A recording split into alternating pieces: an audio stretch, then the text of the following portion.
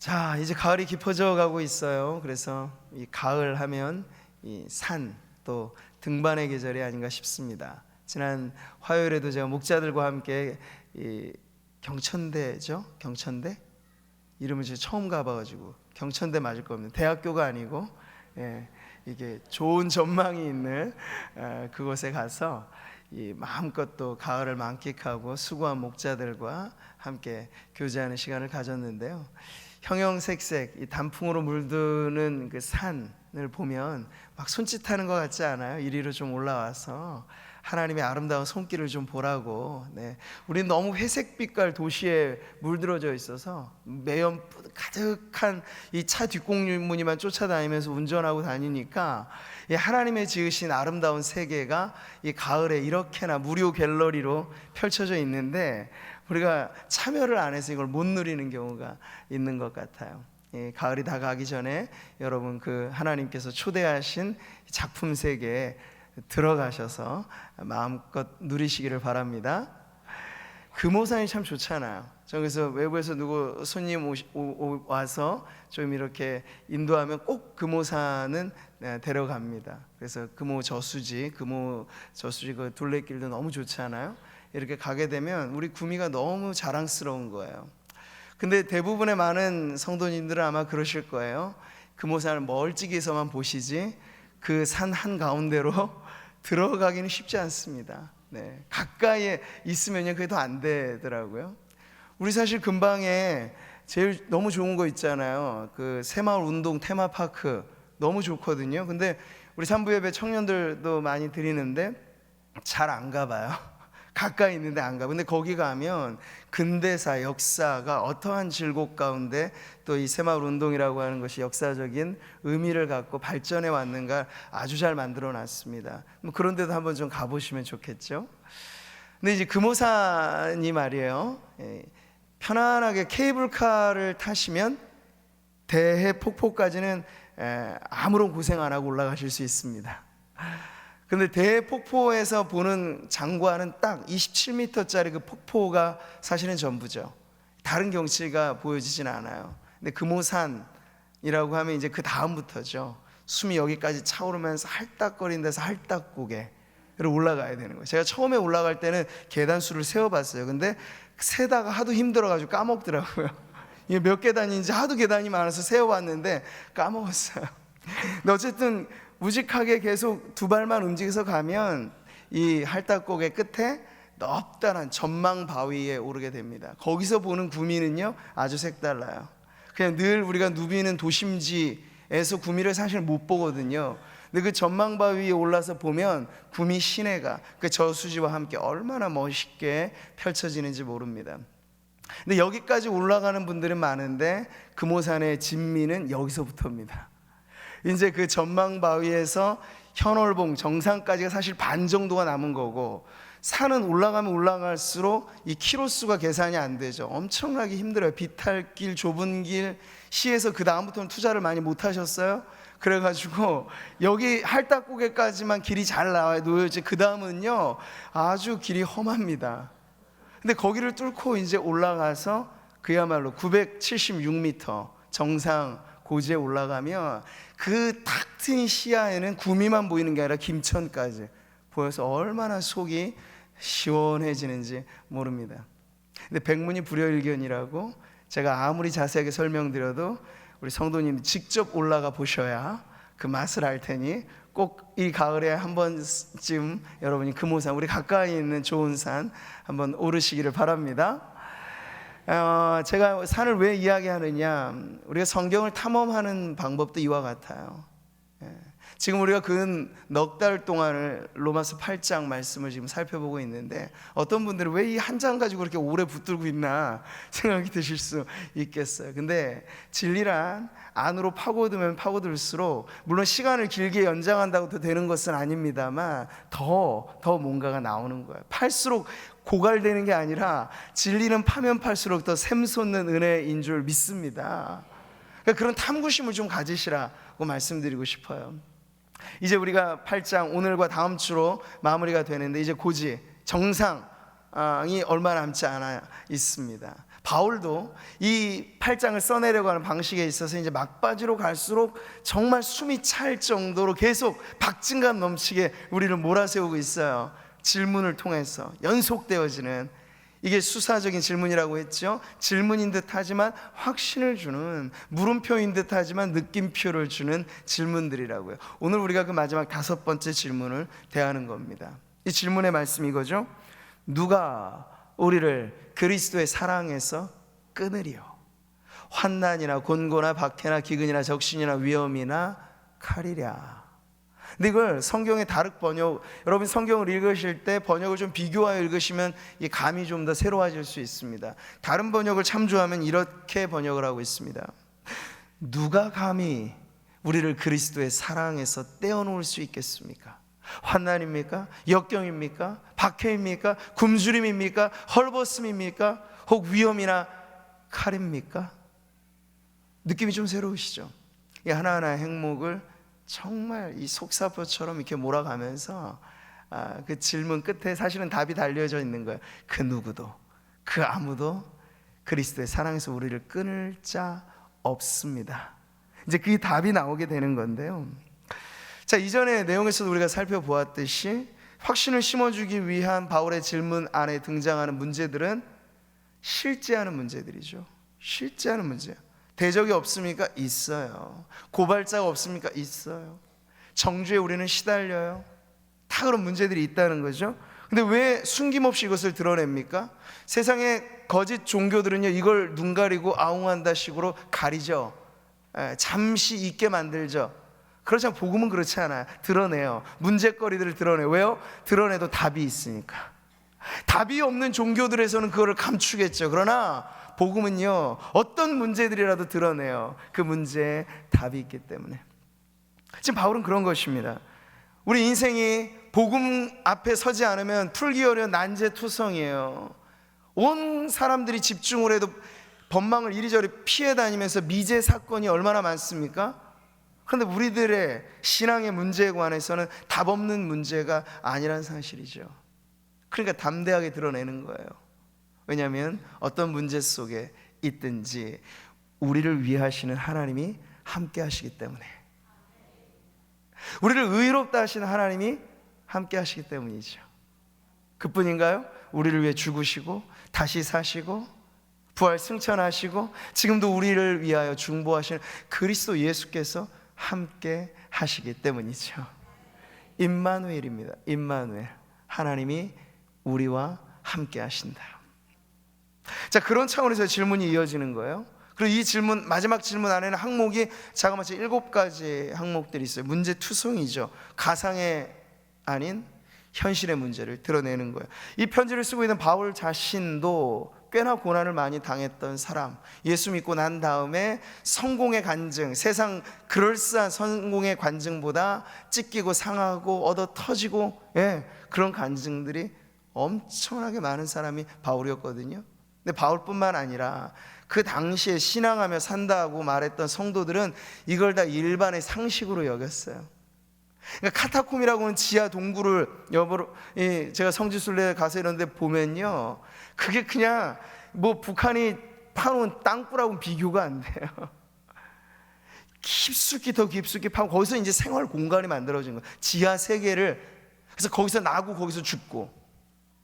왜 그렇게 사냐고요? 왜 그렇게 살았냐고요? 물고기 표시 하나의 표식에 자신의 신앙을 담아 예수 그리스도 구원자 하나님의 아들이라고 하는 이투스, 그 머리 글자로 물고기 형상의 서로의 신분을 확인하면서 왜 그렇게 답답하게 살았을까요? 신앙을 지키기 위해서. 우리하고는 지금 감이 약간 멀게 느껴지는 이야기일 것입니다. 그런데 이게 일반의 상황이었어요. 베드로가 편지를 쓸 때 이렇게 말하잖아요. 사랑하는 자들아, 너희를 연단하려고 오는 불시험을 이상한 일 당하는 것 같이 이상히 여기지 말라고 말이에요. 그러니까 받아들이라는 거예요. 왜 나만 겪는 시련이냐고 한탄하지 말고, 왜냐하면 모든 성도들이 그 당시에 예수 믿는다 하면 시련은 온다. 그러니까 지금 7가지 항목을 몇 가지 주제로 좀 엮어내면요, 첫 번째가 불신 세상으로부터의 공격이 바로 그것이에요. 환난, 역경, 핍박. 왜요? 예수를 믿기 때문에. 당시 유대인들에게도, 지배 국가였던 로마에게도 유대인들에겐 거리끼는 것, 이방인들에겐 미련한 것으로 치부된 십자가 복음의 신앙을 그들이 믿고 살았기 때문에 환난, 핍박, 역경을 겪게 되는 거죠. 한 개인이든 아니면 교회라고 하는 집단이든 피할 길 없었던 것이 바로 불같은 시험이었습니다. 그러니까 예수 믿는 그 첫 신앙의 고백에서부터, 오늘도 우리가 오찬양 예배 때 성례식 거행을 합니다. 학습, 입교, 세례가 있죠. 근데 그 당시로 말하자면 1세기 그리스도인들이 세례를 받는다는 건 형식상에 하나 덧붙여지는 게 아니에요. 나는 예수를 구주로 영접했습니다. 나는 예수가 나의 주인이심을 고백합니다. 주와 그리스도로 고백하는 이 신앙에 뭐가 당연히 딸려 있는 거냐 하면, 나는 예수 때문에 죽을 각오가 되어 있습니다 라는, 그게 당연히 이 신앙 안에는 담겨져 있는 거예요. 그러니까 현대로 갈수록 여러분, 오히려 이런 것이 강조되기보단, 물론 복음의 양면이 있죠. 영광이 있습니다. 그러나 고난 없는 영광을 복음이라 온전히 말하지는 않는데, 오늘날의 많은 사람들은 예수 믿습니다, 이퀄 성공합니다, 복 받습니다, 모든 것들, 세상이 좋아하는 것 우리도 다 예수 때문에 받습니다 라고 하는 것들만을 극대화시키는 거예요. 근데 진정 첫 발을 내디딜 때부터 있어야 할 이 신앙의 고백이 온데간데 없이 사라져버리는 거죠. 근데 우리의 믿음의 시초에서부터 예수님은 무엇을 말씀하셨나요? 바로 이것을 말씀하셨죠. 같이 읽어볼까요? 아무든지 나를 따라오려거든 자기를 부인하고 날마다 제 십자가를 지고 나를 따를 것이니라. 이게 여러분 오해하시면 안 돼요. 교회 안에서 무슨 고급한 단계의 성경 공부, 제자 훈련, 그런 성도들에게 해당되는 것일까요? 아니요. 신앙생활의 첫 발을 내디딜 때부터 이 고백과 함께 시작하는 게 진짜 신앙인 걸 예수님께서 말씀하신 거죠. 자, 신앙적인 이유뿐만 아닙니다. 여러 가지 이유가 계속 뒷붙여지는데, 여기 나오는 기근적신, 이 헐벗고 굶주리는 문제는 뭘까요? 환경적인 악재와 어려움을 뜻합니다. 근래에 들어서도 가을 태풍으로 인해서 여러 많은 이들이 어려움을 겪고 있었죠. 근데 그 안에 예수 믿기 때문에 태풍이 휩쓸고 지나가는 곳에 그 예수 믿는 집만 딱 빠지면 얼마나 기가 막히겠습니까만, 그런 일이 사실은 없죠. 자연재해에 해당되는 문제는 바로 그런 것이에요. 근데 우리가 질병의 문제도 그렇게 이해할 수 있습니다. 물론 특별한 섭리로 인하여 질병의 문제가 있을 수 있어요. 그러나 모든 질병이 다 그렇다고 말하면 안 되죠. 그러면 질병에 걸리면 신앙이 좋은 성도가 질병에 걸린다, 이게 잘 이해가 안 되는 거예요. 그러니까 병이라고 하는 것을 악하고 부정적인 것만으로 취급하면 이걸 신앙의 문제와 결부시킬 때 어려움이 생길 수밖에 없죠. 그런데 여러분, 이 편지를 쓰고 있는 바울 자신도 평생 빼내지 못한 육신의 가시를 갖고 살았던 사람. 바울이 기도하면 병 낫고, 바울이 손을 얹어 기도하면 치유가 일어나는 위대한 사도였는데, 자기 몸에 손을 얹어 기도해도 낫지 않는, 끝까지 끌어안고 살아야 했던 이 만성 질병을 바울은 안고 살았어요. 여러분, 이 문제를 어떻게 해결할 수 있겠습니까? 열심히 신앙생활하며 주를 위해 충성했던 우리 믿음의 선배들은 그 열심 때문에 단명하신 분들이 꽤나 많아요. 너무 열심이었기 때문에 모진 질병의 고통 가운데 아파하신 분들도 많다고요. 그러니 신앙 좋기 때문에 중병이 안 생긴다거나 병 걸리면 무조건 믿음에 문제가 있다고 하는 그런 등식이 성립되지 않는다는 거죠. 누구에게나 보편적으로 있을 수 있는 인생의 재난이 바로 이것입니다. 위험이나 칼의 문제는 뭘까요? 결국 죽음의 문제를 다루는 것이에요. 누구나 다 그 앞에 서게 되는 문제죠. 자, 그렇기 때문에 7가지 지금 항목을 우리가 보게 되면 신앙의 문제뿐만 아니라 환경의 문제, 그리고 우리 모든 인생이 직면하게 될 그 질병, 죽음의 문제 앞에 우리를 세워놓습니다. 근데 바울이 왜 이렇게 마지막 질문에 있어서 몰아세우듯이 이 문제들을 계속 열거해 갈까요? 사실 열거하자면 이것이 끝이 아니고 더 많아질 수 있습니다. 바울 자신의 고난 목록이었던 고린도후서 11장만 보더라도 엄청나게 많은 고난의 내용들이 나온다고요. 아마 더하여질 수 있을 겁니다. 근데 그렇다면 많은 고난, 역경, 어려운 문제들을 지금 이 앞에 써주고 있는 이유는 바로 이것이에요. 아무리 길고 아무리 힘든 고난이라도 그것이 신앙적인 이유, 환경적인 이유, 그리고 모든 인생이 경험하는 그런 문제가 있다 할지라도 이걸 다 합해도 하나, 그리스도의 사랑과는 비교할 수 없다는 것을 보여주기 위해서죠. 여러분, 옛날 천칭저울이란 거 아세요? 긴 막대 끝에 접시 같은 게 있어서 무게를 잽니다. 지금 바울의 어법은 이런 거예요. 지금 먼저 한쪽에 담아내고 있어요. 환난이나 공고나 기근이나 핍박이나 내 모든 것들을 놓으면 점점 무거워지겠죠. 그래서 겪는 이의 마음이 이렇게 무거워지겠죠. 여기에 우리 삶에 부딪혀오는 여러 가지 문제, 환경, 또 우리 나라의 문제, 경제 문제, 자식의 문제 점점 내려갑니다. 더 내려갈 것이면 그걸 막장 인생이라고 하는 거죠. 더 파내려갈 데가 없네요. 근데 말이죠, 이게 끝이 아니라는 거예요. 이것만 보여주면 모르겠습니다만 이 비어져 있는 그릇에 그리스도의 사랑을 딱 얹어놓는 거예요. 하나만, 다른 것도 아니라. 그럼 어떻게 되죠? 슉 바뀌어지게 되는 거예요. 묵직하게 그리스도의 사랑이 우리의 마음 가운데 내려올 때 이 문제가 없어요? 있어요. 여전히 있어요.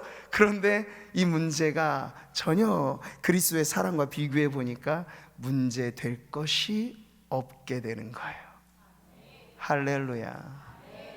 신앙이란 이런 것 아닙니까? 주여 내게 문제 없게 하소서. 이런 기도는 현실과 동떨어진 기도입니다. 앞으로도 문제는 있을 거예요. 나만 잘 살려고 애써도, 운전 잘해도 상대방이 잘못 운전해서 교통사고 나는 경우가 얼마나 많습니까? 우리의 삶이 구조가 얽히고 설켜 있어서 나 혼자 잘해서 안 돼요. 기업 잘 운영하려고 해도 도산당하고 줄줄이 경제 문제가 생기면 문제가 내가 잘해서 못해서가 아니라 생겨지게 된다고요. 그러니까 우리는 아무런 문제 없게 하소서가 기도가 아니고 이제 집중해야 될 건 따로 있는 거야. 우리의 마음의 무게, 저울추에 그리스도의 사랑이 얼만큼 묵직하게 담겨져 있느냐, 바로 관건은 그것입니다.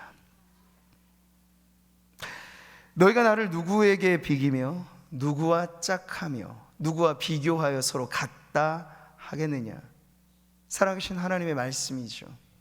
지금 이제 하나님의 비교할 수 없는 은혜 앞에 우리를 세워서 내가 이런 어려움을 겪고 있는데도 과연 믿음이 옳은 것입니까? 믿어야 되는 것입니까? 묻는 누군가 있다면 바울은 주저없이 담대하게 그렇습니다.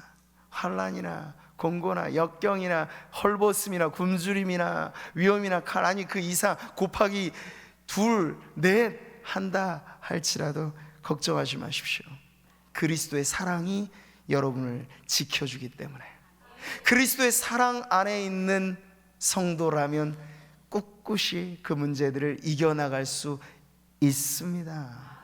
그걸 가르쳐 주는 거죠. 그래서 이제 문제에서만 우리의 시선을 빼앗기게 하지 않고 우리의 시선을 옮겨줘요. 어디로 옮겨줍니까? 믿음의 주요, 우리를 온전하게 하시는 이 예수를 바라보게 하는 거죠. 자, 여러분, 바울이 당당하게 이것을 외칠 수 있었던 까닭, 바울 그 자신이 생생하게 이 그리스도의 사랑을 맛보았기 때문이죠. 자, 이 대목에서부터가 중요한 거예요. 사랑이라고 하는 것이 개념의 언어로 여러분의 머릿속에 들어있는 상태와 복음이 입체적으로 살아 생동감 있게 우리의 마음을 가득 들어차는 상태는 전혀 다른 상태인 거예요. 근데 바울이 말하는 그리스도의 사랑은 머릿속 개념의 언어가 아니고 우리의 모든 것을 송두리째 뒤바꾸고도 남을 만한 살아있는 하나님의 생명을 지금 이 사랑에 담아서 전해주고 있는 거죠. 말씀드린 바대로 바울로 말하자면 고난의 사람이에요. 하나 둘의 고난이 아니었어요. 그것도 예수 믿기 전에 고난이 아니었어요. 예수 믿고 나서 당한 고난이 어마어마했죠. 좀 긴 본문이긴 합니다만 한번 같이 한번 읽어보도록 하죠. 내가 수고를 넘치도록 하고 옥에 갇히기도 더 많이 하고 매도 수없이 많이 맞고 여러 번 죽을 뻔하였으니 유대인들에게 40에서 하나 감한 매를 5번 맞았으며 3번 태장으로 맞고 1번 돌로 맞고 3번 파선하고 일주일을 깊은 바다에서 지냈으며 여러 번 여행하면서 강의 위험과 강도의 위험과 동족의 위험과 이방인의 위험과 시내의 위험과 광야의 위험과 바다의 위험과 거짓 형제 중에 위험을 당하고 또 수고하며 애쓰고 여러 번 자지 못하고 줄이며 목마르고 여러 번 굶고 춥고 헐벗었느니라. 여러분, 이 말씀은 이것이 딱 끝이다라고 말해주고 싶은 게 아니에요. 그 다음에 기록은 안 돼 있습니다만 기타 등등이 나오는 거예요. 더 많이. 고린도 후서를 쓸 당시까지만 정리된 내용이니까 이 다음에 목록이 추가됐다고 생각해 보면 아마 매도 더 맞는 것이고요, 더 위험도 겪게 되는 것이고요. 자, 여러분, 지금 바울은 이렇게나 많은 고난을 예수 믿고 난 후 복음 전한다는 이유만으로 받아낸 것이에요. 우리는 읽기에도 벅찰 정도로 이 많은 이야기들이, 우리의 인생에 이것 중에 하나만 닥쳐도 우리는 왜 나만 겪는 고난이냐고 땅을 칠 문제들인데, 바울은요 그 모든 걸 받아냈어요. 그리고 결국에는 로마 황제 네로 시대 그 가혹한 핍박의 칼날 앞에 순교의 잔을 마시게 되는 거죠. 자, 그럼에도 여러분, 바울이 이 모진 시련과 고난 때문에 상처받았다는 얘기는 어디에도 없어요. 그를 그렇게나 핍박하고 못살게 굴었던 사람들을 생각하면 이를 갈면서 밤잠을 설쳤다, 이런 얘기도 없어요. 오히려 그는 자신이 당한 고난의 문제를 감사를 넘어 자랑거리로 삼았던 사람입니다. 여러분, 이게 이해가 되세요? 근데 바울은 이렇게 고백하는 거예요. 그러므로 내가 그리스도를 위하여 약한 것들과, 강한 게 아니에요, 능욕과 성공이 아니에요, 궁핍과 부자된 걸 말하지 않아요, 박해와 곤고를 기뻐한다고 말하죠. 이는 내가 약한 그때의 강함이라. 언제요? 약한 그때. 이 세상의 성공 방정식을 얼마나 비껴간 이야기입니까? 그렇다고 여러분, 바울이 처절한 실패자, 아무것도 없는 실패자가 그저 변명거리를 내세우는 정도로 여러분 이해하신다면 그건 철저한 오해죠. 바울은 오히려 예수 믿기 이전에 세상 떵떵거릴 만한 인생이었습니다. 근데 그걸 자발적으로 내려놔요. 그리고 빼앗기고 박탈당해도 억울해하지 않아요. 오히려 그 안에 깊은 진리를 발견했으니 그리스도의 능력은 약한 데서 온전하여진다 하는 그 비결을 깨닫게 되자 내가 능력 주시는 자 안에서 모든 것을 할 수 있다고 담대히 외칠 수 있는 거죠. 슈퍼맨이 됐다는 얘기가 아니에요. 고난을 비껴간다는 이야기가 아니에요. 근데 그 모든 고난에도 굴하지 않고 그 한 복판을 걸어간다. 내게 능력 주시는 자 안에서 내가 모든 것을 할 수 있다는 고백의 진가는 바로 거기에 있는 것입니다. 제정신으로 할 수 없는 말이죠. 그러니 참된 신앙은 제정신 이상에게 필요한 거예요. 맹숭맹숭하게 이론적이고 이성적이고 경험적인 걸로만 여러분의 세계가 똘똘 뭉쳐져 있을 때 어찌 바울과 같은 이런 고백을 합니까? 마치 그분은 박물관에 모셔야 될 인생 정도로만 보이겠습니다만 천만의 말씀이에요. 예수를 믿고 살아가면 바울의 이 고백이 모든 성도들의 고백이 되는 줄 믿습니다. 왜요? 바울에게나 우리에게나 애누리 없이 그리스도의 사랑은 똑같이 주어졌기 때문이에요. 바울을 위해서 예수님이 10번 십자가 지셨어요? 아니요, 단 한 번 지셨을 뿐이에요. 저와 여러분을 위해서도 그 한 번의 십자가가 사랑의 의미로 우리 가운데 가득히 들어오게 되면요, 바울의 고백이 나의 고백이 될 줄 믿습니다. 여러분, 그래서 이 사실을 알았기 때문에 바울은 교회를 위해 기도할 때 교회가 세상적으로 성공하기를 위해서 축복하기보다 오히려 세상에 없는 것을 교회가 얻기를 위해서 기도해 주었어요. 옥중에 갇힌 바울이 에베소 교회를 향한 기도가 바로 이런 것이죠. 같이 한번 읽어볼까요? 능히 모든 성도와 함께 지식에 넘치는 그리스도의 사랑을 알고 그 너비와 길이와 높이와 깊이가 어떠함을 깨달아 하나님의 모든 충만하신 것으로 너희에게 충만하게 하시기를 구하노라. 이게 바울의 기도였다고요. 교회를 축복하는, 교회를 바라보는 주님의 마음이 여기에 있는 줄 믿습니다. 우리 구미 상모교회를 바라보는 주님의 마음도 매 한 가지인 줄 믿습니다.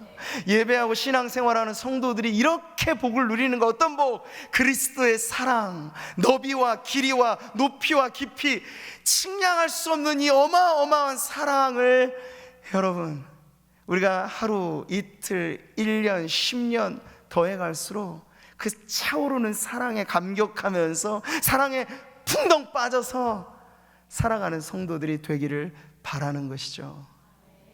이게 진정 이 세상에서 두각을 나타내는, 다른 건 다 세상에 있잖아요. 돈, 세상에 오히려 더 많아요. 화려한 건물, 세상의 건축상은 다 받아가요. 근데 교회가 그거 따라갈 필요 없어요. 왜냐하면 교회는 세상에 없는 영원한 행복을 갖고 있기 때문이죠. 진정 여러분이 그 찬송을 여러분의 노래로 부르시기 바라요. 주 예수보다 더 귀한 것은 없네. 세상 즐거움 다 버리고 세상 자랑 다 몽땅 버려도 아깝지 않는 주 예수의 크신 사랑, 그것이 우리의 전부의 고백이 되기를 축복합니다. 우리가 가만히 세상을 보면요, 문제없는 사람은 한 사람도 없어요. 그렇게 보일 뿐이에요. 우리 경제적인 좀 형편이 어려우면요, 돈 많은 분들은 다 가진 것 같이 보여요. 걱정할 것도 없겠다. 외모로 사람을 판단하는 사람들은요, 나보다 뭐 잘생기고 예쁘고 한 분 보면요, 저분은 세상 다 가졌네 생각을 할 거란 말이죠. 근데 그 사람에게 한번 물어보면 어떨까요? 문제는 다 있어요. 제 삶에 부과되어진 문제없는 인생은 없어요. 조명받고 관심받고 소위 스타가 되었다라고 말하는 사람들도 얼마나 그 내면이 헝클어져 있는가를 보면 우리가 알잖아요. 꽃다운 나이에 그 사람들의 악플에 시달려 정신적인 고통에 해서는 안 될 끔찍한 죽음을 선택했던 연예인들의 이야기는 어제 오늘의 이야기만이 아니잖아. 앞으로도 그런 문제가 세상에 있을 거라고요. 떵떵거리며 부귀, 영화, 권력 다 지었는데 그 말년에는 너무나 누추하고 일그러진 형상으로 살아가는 이들이 세상에 부지기수라고요. 여러분, 문제가 없어서가 아닙니다. 문제는 누구에게나 있습니다. 성도에게도 있습니다. 근데 중요한 건 고난, 문제 그 자체가 아니란 거죠. 더 중요한 점을 지금 바울은 다루고 있어요. 이 모든 문제를 덮고도 남을 만한 그 한 가지가 있는데, 그리스도의 사랑을 성도가 얼마나 알고 있으며, 그리스도의 사랑에 얼마나 빠져 있으며, 그리스도의 사랑이 얼마나 귀한 것으로 여기고 있는가, 그것에 지금 관심을 가지라고 오늘 이 말씀을 하고 있는 것입니다. 그리스도의 사랑이 우리 안에 묵직하게 내려와 있으면요, 한두 가지 문제가 아니라 겹겹이 문제가 에워싸 있고 사방이 모든 문제거리로 둘러 있어도 여러분 걱정할 것이 없는 인생이 되는 줄 믿습니다. 근데 반대로 있어야 할 그리스도의 이 사랑의 그 충만함이 마음에 빠져 있으면요, 그저 인생에 만나는 작은 돌뿌리에 넘어질 수 있는데 그 한 번 넘어진 거 가지고 내 인생 망했네, 죽네, 사네 이렇게 말하는 거예요. 우리 같아서는 보통 이해가 안 되죠. 근데 그 사람에게는요, 그리스도의 사랑이라고 하는 이 묵직한 은혜와 축복이 마음 가운데 자리 잡고 있지 않으니까 능히 헤쳐나갈 수 있는 문제인 것 같은데도 그 돌뿌리에 걸려서 넘어지고 나서는 영영 헤어나오지 못하는 거죠. 성도는 누구입니까? 허들 없는 인생을 뛰는 게 아니고요, 장애물 달리기 선수들이 바로 성도예요. 우리 앞에 이 문제를 넘으니까 또 문제가 있어요. 또 문제가 있어요. 근데 계속 우리는 그리스도의 넘치는 사랑을 가슴에 안고 펄쩍펄쩍 뛰어넘는 거죠.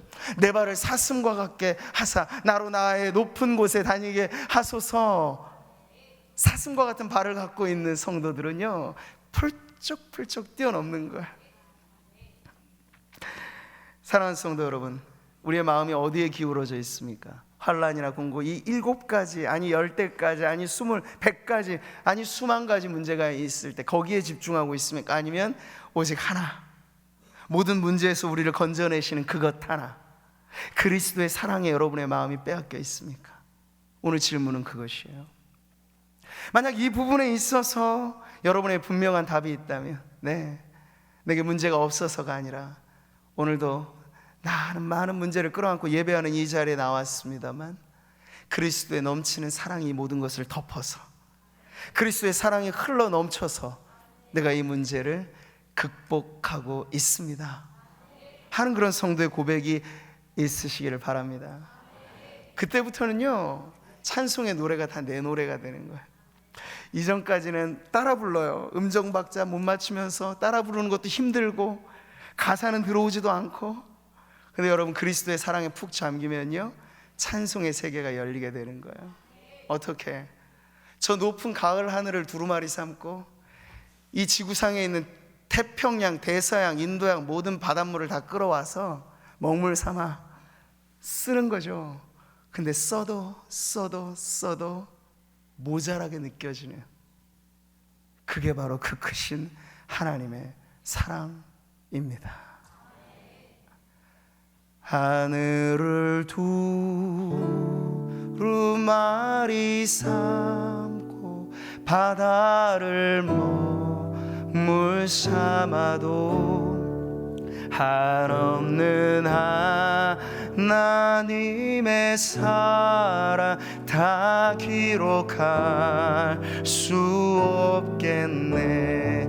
하나님의 크신 사랑 그 어찌 다 쓸까.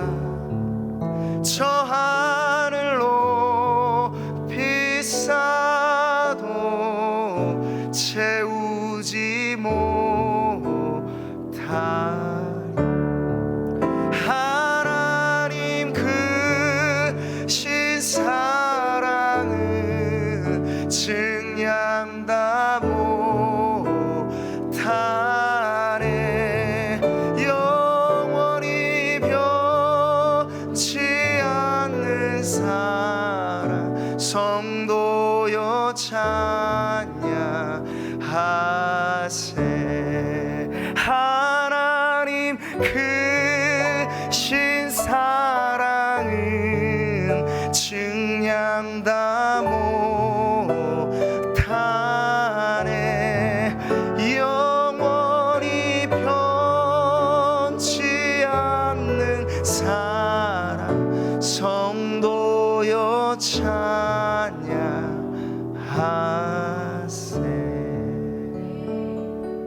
할렐루야.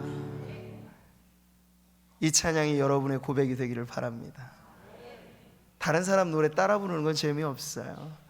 누군가 열창하고 우리는 관객 되어서 야, 저 사람 노래 잘 부른다, 그거 재미없어요.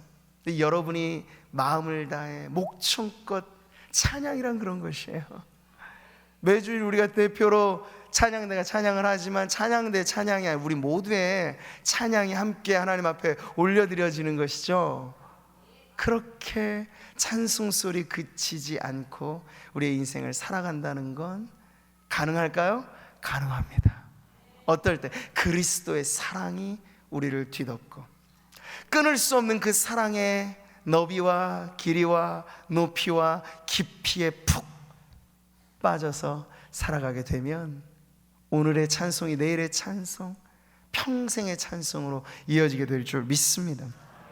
긍휼이 풍성하신 하나님이 우리를 사랑하신 그 큰 사랑을 인하여 허물로 죽은 우리를 그리스도와 함께 살리셨습니다. 이 사랑을 깨닫는 자마다 여러 가지 많은 어려운 일들이 내게 있을 때 재보는 거죠. 저울에 한번 올려보는 거예요. 그리스도의 사랑은 이미 여러분 안에 있으니까 이 사랑보다 이게 정말 중요한 문제일까? 이 사랑보다 이게 심각한 문제일까? 이 사랑보다 정말 이것이 나를 뒤흔들 만한 문제일까? 재보시라고요. 그러면 알게 될 거예요. 아니구나, 다행이다. 그리스도의 사랑과 비교할 것이 못 되는 거구나. 그러면 우리는 다시 걸어가는 거예요. 고난이 없어서가 아니라. 순교의 길을 걸어갔던 여러분, 주기철 목사님 아시잖아요. 모진 고문 끝에 순교 당하셨는데, 예수를 부인해라, 안 그러면 너 이 못으로 가득 박혀있는 이 판 위를 걸어가야 돼. 이게 보통 사람 정신 가지고는 여러분 걸을 수 있겠어요? 바늘 하나에 손가락이 따져도 너무 아프고 쓰린데, 근데 뚜벅뚜벅 걸어가요. 푹푹 찔리고. 고통이 없어서? 아니요, 고통이 느껴지기 당연하겠죠. 근데 그리스도의 넘치는 사랑이 그 고난의 극심한 길도 통과할 수 있는 힘이 되는 거예요. 여러분, 그리스도의 사랑 감상적인 노래가 아닙니다. 그걸로 불러서 끝날 문제가 아니고 완전한 사랑, 승리의 사랑이에요. 십자가의 그 사랑 말이죠. 그래서 바울이 그의 인생의 BC와 AD로 갈려지듯 예수 십자가를 경험했을 때 바울은 가는 곳곳마다 이걸 외치고 싶어서 견디지 못했던 사람이에요. 바울의 심장 안에 있는 그것, 내가 너희 중에서 예수 그리스도와 그가 십자가에 못 박히신 것 외에는 아무것도 알지 아니하기로 작정하였다고 말하고 있죠. 십자가를 전해도 질리지 않고 십자가를 들어도 질리지 않는 것이 바로 복음의 능력입니다. 여러분, 벌써 물리시나요? 벌써 질리십니까? 그리스도의 십자가 너무나 많이 들어서 귀에 딱정이가 전 그것으로서 여러분 안에는 아무런 감동이 없으신가? 그러면 다시 한번 점검해 보세요. 그리스도의 사랑이, 끊을 수 없는 그 사랑이 진정 여러분 안에 얼마나 가득히 들어차 있는지를 말이죠. 신앙하며 산다는 건 그 사랑이 우리에게 질리지 않는 거예요. 아니, 가면 갈수록 모를 사랑, 엄청나게 어마어마한 크기로 더 깊이 들어가도록 우리를 안내하고 인도하는 바로 그 사랑이 그리스도의 끊을 수 없는 사랑인 줄 믿습니다. 그러니 자랑이 바뀌어버리는 거죠. 예전엔 간판을 자랑하고 학문을 자랑하고 배경을 자랑하고 백을 자랑했던 인생이 바뀌어져서 이런 자랑거리를 말하는 거예요. 그러나 내게는 우리 주 예수 그리스도의 십자가 외에 결코 자랑할 것이 없도다 라고 말이죠. 예수 믿는, 신앙하며 살아가는 모든 성도들의 고백이 이와 같게 되기를 바랍니다. 악을 이긴 선이고 미움을 이긴 사랑으로서 그리스도의 십자가의 그 사랑을 경험하게 될 때, 환난이나 곤고나 기근이나 적신이나 위험이나 칼, 이런 문제가 없어서가 아니라 문제가 있어도 그 문제 한복판에서 찬양이 끊이지 않는 그런 삶을 살아가게 될 줄 믿습니다. 옛 선지자 하박국의 노래가, 그의 결론이 동일하게 이것이었잖아요. 비록 무화과 나무가 무성하지 못하며 포도나무에 열매가 없으면, 이게 우리의 삶의 이야기인 거예요. 그대로 경제가 침체되고 어려우니까 소출이 없어요. 감람나무에 소출이 없어요. 밭에 먹을 것이 없어요. 우리의 양이 없어요. 없어요. 외양간에 소가 없어요. 다 없어요. 돼지들도 열병에 죽어서 없어지고 있어요. 힘들어요. 어려워요. 근데 그게 끝? 아니죠. 근데 나는 그 한복판에서 여호와로 말미암아 즐거워합니다. 나의 구원의 하나님으로 말미암아 기뻐합니다. 이 노래, 이 찬송, 이 간증, 이것이 바로 끊을 수 없는 사랑에 감동되어 살아가는 성도들의 고백이 되는 줄 믿습니다. 우리가 종일 주를 위하여 죽임을 당하게 되며 도살할 양같이 여김을 받았다. 바울이 오늘 본문에서 인용하는 이 시편의 말씀, 종일 날마다 죽을 지경이라잖아요. 얼마나 힘들겠어요. 곱게 기르는 양이 아니라 당장 죽일 양처럼 취급을 당한다잖아요. 얼마나 두렵겠어요. 그런데 여러분, 문제는 그 상황이 아니고 무엇 때문에, 누구 때문에, 그게 더 중요한데, 보세요. 주를 위하여 고난을 당한다잖아요. 우리 주 예수 그리스도의 십자가를 위하여, 복음 때문에 바울이 고난을 당하기 때문에, 그는 그의 긴 고난의 목록이 부끄러운 것이 아니라, 감추고 싶은 흑역사가 아니라 오히려 이게 내 자랑입니다. 내 자랑이요 면류관은 그리스도의 고난에 동참하여 이 부족한 나에게도 그 고난의 길 걷게 하신 하나님의 은혜가 나의 간증이며 나의 노래입니다. 그렇게 고백하는 거죠. 예수님 말씀하셨어요. 8가지 팔복, 천국의 복을 말씀하실 때 그 마지막을 장식하는 복이 무엇이었습니까? 이거죠. 같이 읽어볼까요? 의를 위하여 박해를 받는 자는 복이 있나니 천국이 그들의 것임이라. 나로 말미암아 너희를 욕하고 박해하고 거짓으로 너희를 거슬러 모든 악한 말을 할 때는 너희에게 복이 있나니 기뻐하고 즐거워하라. 하늘에서 너희의 상이 큼이라. 우리 이 세상이 전부인 듯 믿고 살아가지 않습니다. 세상은 밤의 경점처럼 지나갈 거라고 말씀하셨으니 그대로 될 것입니다. 우리에게 오는 세상이 중요합니다. 영원한 그 나라에 이르를 때 하나님은 우리에게 상급을 예비하고 계시다고 하셨는데 그 상급은 누가 받습니까? 오늘 말씀이 나오잖아요. 의를 위하여 박해를 받는 자. 그러니까 바울이 이 사실을 깨달았기 때문에 자신의 고난 목록은 이제 그리스도를 위하여 내가 당한 이 고난으로 인하여 주님이 장차 나를 맞이하실 그때 의의 면류관, 영광의 면류관, 의의 상급들이 나를 기다리고 있겠구나. 할렐루야. 그런 찬송 부르면서 현실의 고된 아픔을 이겨 나가게 되었던 것입니다. 사랑하는 성도 여러분, 오늘도 예배하는 이 자리에 여러분의 아픔이 없지 않을 겁니다. 문제가 없지 않을 겁니다. 우리의 현실은 갖가지 어려움들로 우리에게 다가올 것입니다. 그럴 때 마음의 저울 취해 그리스도의 사랑 옆에 그 문제를 얹어놔 보십시오. 여러분의 신앙이 참된 신앙이라면 흔들리지 않을 줄 믿습니다. 그리고 기도하십시오. 하나님, 제가 교회에 오가는 정도의 발걸음이 아니라 그리스도의 사랑을 깊이 맛보아 알게 하여 주셔서 어지간한 문제 정도는 그냥 돌파해낼 수 있는 그러한 멋진 신앙을 가진 성도가 되게 하여 주시옵소서. 모든 사람들이 놀랍다 말하는 그 은혜, 그 사랑을 나도 맛보아 알게 하여 주셔서 마지막 최후의 원수인 죽음 앞에 설 때에도 당당하게 사망아 네가 쏘는 것이 무엇이냐 두려움 없이 그 길을 통과해낼 수 있는 영생의 축복을 소유하며 살아가는, 끊을 수 없는 그 사랑에 잠겨 살아가는 성도가 되게 하여 주시옵소서. 오늘 이러한 기도로 여러분의 삶을 다시 한번 새롭게 은혜로 새로운 발걸음 내딛게 되시기를 주님의 이름으로 축복합니다.